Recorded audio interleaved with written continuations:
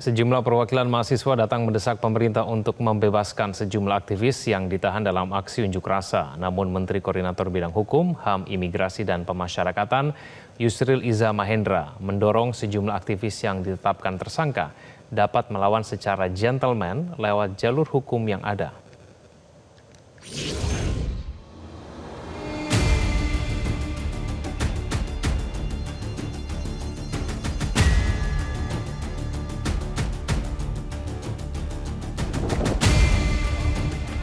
Sejumlah organisasi mahasiswa yang tergabung dalam Cipayung Plus mendatangi Istana Kepresidenan Jakarta pada Kamis malam untuk menyampaikan sejumlah tuntutan kepada pemerintah.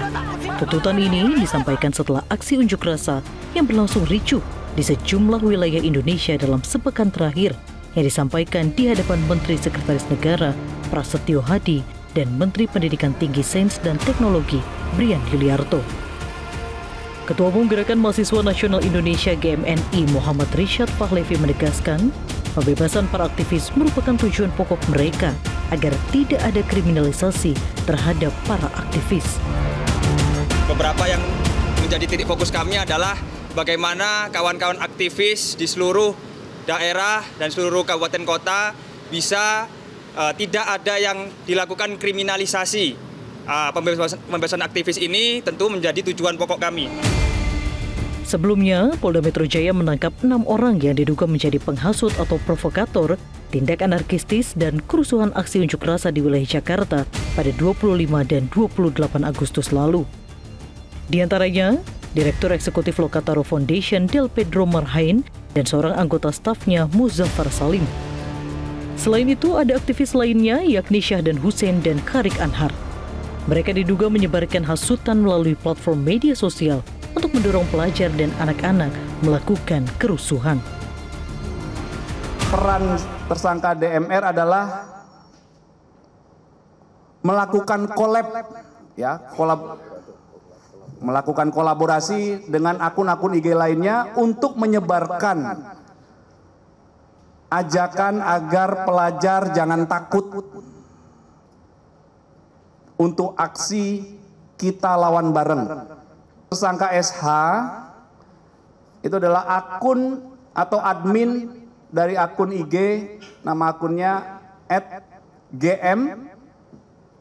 Perannya adalah juga melakukan collab akun IG untuk menyebarkan ajakan pengerusakan.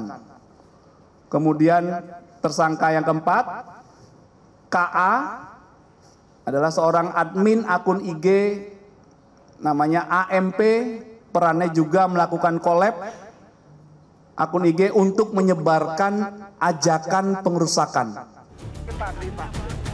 Menteri Koordinator Bidang Hukum, HAM, Imigrasi, dan Pemasyarakatan Yusril Iza Mahendra mendorong agar Del Pedro dan yang lainnya dapat melawan secara gentleman lewat jalur hukum yang ada. Para tersangka bisa menempuh pra-peradilan jika memang penetapan tersangka oleh kepolisian dinilai keliru.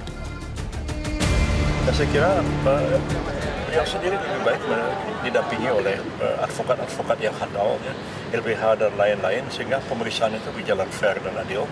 Kalau misalnya memang tidak cukup alasan untuk dinyatakan sebagai tersangka, ya mengapa tidak diharuskan SP3. Dan saya kira setiap orang kan harus gentleman menghadapi satu proses hukum.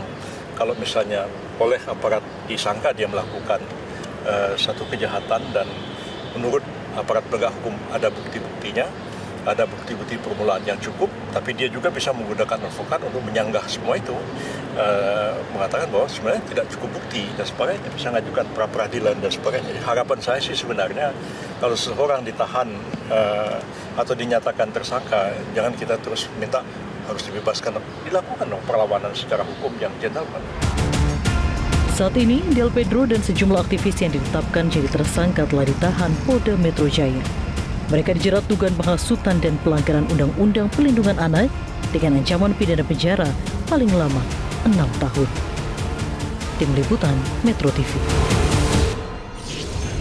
Jelajahi cara baru mendapatkan informasi. Download Metro TV Extend sekarang.